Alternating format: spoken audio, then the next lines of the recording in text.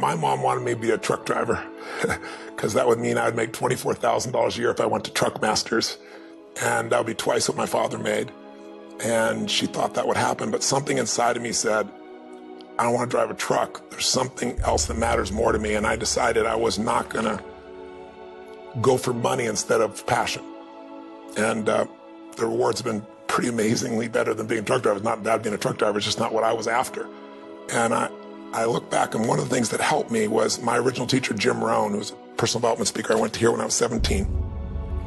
He said something the first time I heard him, and he said, you know, it's really simple. If you want life to change, you got to change. If you want life to be better, you've got to get better. It's the only way it happens. And luck will show up for people and it'll leave them. But if you're constantly improving who you are and what you give, game over. When people ask me, what does it take to be happy? I always tell them one word: progress. Progress equals happiness. Even if you're not where you want to be yet, if you're on the road, if you're improving, if you're making progress, you're going to love it. You're going to feel alive. On the other hand, it doesn't matter how successful you are. If you stop growing, you start dying inside. I've always had this belief. If you want to be successful at anything in life, never leave the sight of setting a goal without doing something that commits you to fulfillment. If you get, like, you're in state, right, when you do something. While you're in state, that's the time to commit yourself to something that makes you follow through. So I'd call somebody up, I'd schedule something, I'd lock in the next meeting, I'd sign up for the class, I'd enroll the guy who was going to mentor me, I'd set the meeting with a mastermind of people I met. I did something so that whatever I committed to, there was something when I went home that would pull me there. It's structure. This could be the greatest time you ever live if you control what you focus on, if you find a more empowering meaning, and if you decide to model the actions of those who succeeded before you. It can be the best financial time, the best emotional time, the best spiritual time of your life, but you better take control of your state. And if you think you're going to do it just by today, you're wrong. You're going to need to get yourself some rituals. Right now, every one of you in this room is controlled by your rituals. I don't just mean this one.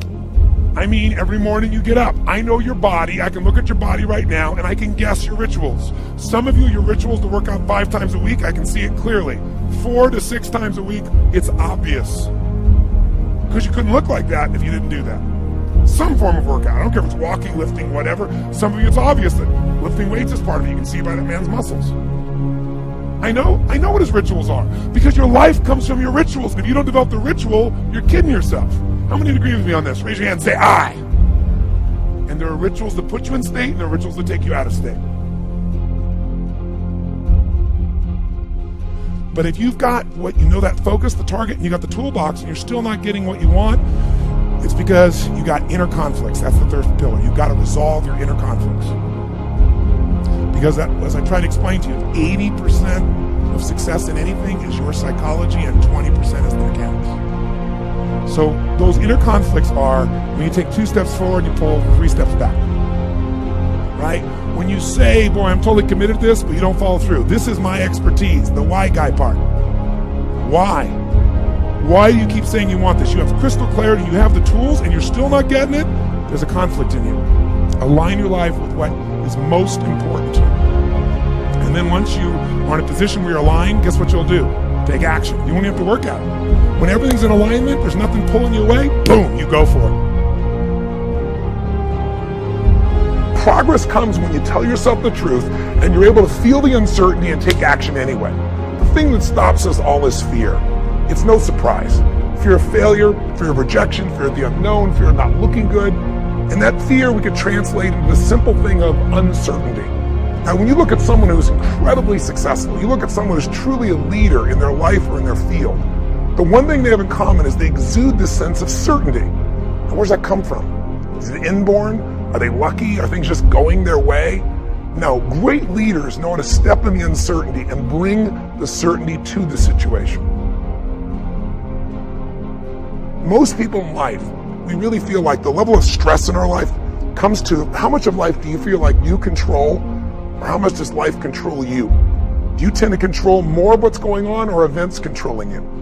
It's very easy to have those events start to take control unless we take control of what's between our ears, our own mind. You see, what you and I focus on massively affects how we feel, whether we're thriving or surviving.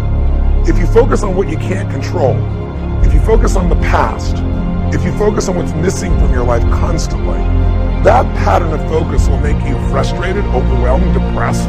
It won't even matter if you're taking antidepressants. If you keep focusing on what you can't control, what's missing from your life, you're going to feel depressed still. You can take as many antidepressants as you want.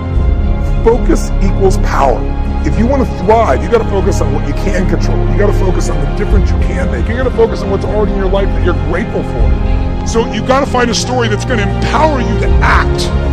A story that's going to get you to find the breakthrough. Because otherwise, with a lousy story, you'll never find the strategy, or you'll come up with a reason why it's too expensive, you can't get there, you can't access it, or you'll even get the strategy and then half-assed apply it just so you can reward your story that says it doesn't work because I tried it. Resourcefulness is the ultimate resource. And if you don't have what you want, stop telling yourself the story because you don't have the money, you don't have the time. That's bullshit. It's because you haven't committed yourself where you would burn your boats. If you want to take the fucking island, burn your fucking boats. And you will take the island because people, when they're going to either die or succeed, tend to succeed. But most of us give ourselves a way out, and that's why we don't have what we want. I was thinking about where this journey began for me, my desire to serve. Every day before I get on stage, I do this thing to whip myself into a peak state, and then my last words are, use me, Lord. That's my prayer. And every day my goal is to be a blessing in people's lives. Just do more, give more, share more, create more. What you need will be there. It's like air. You don't stop to think about when you take a breath whether it'll be there or not. It's always going to be there. Yeah. You just got to do your part. Early in my life, one of my mentors, a man named Jim Rohn, said, Tony, all you have to focus on in your life is find a way to add more value than anybody else does, and you'll never have to worry about anything.